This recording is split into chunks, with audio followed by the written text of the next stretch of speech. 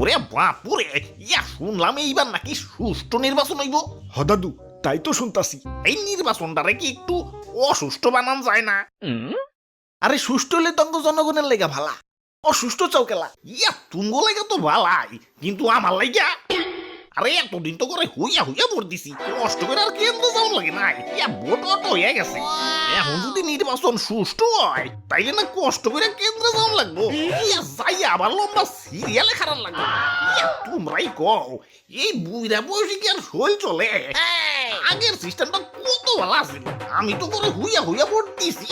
ইয়া তোমাকে দাদি তো সেই কব্বরের ভিতর থেকেও ভোট দিছে।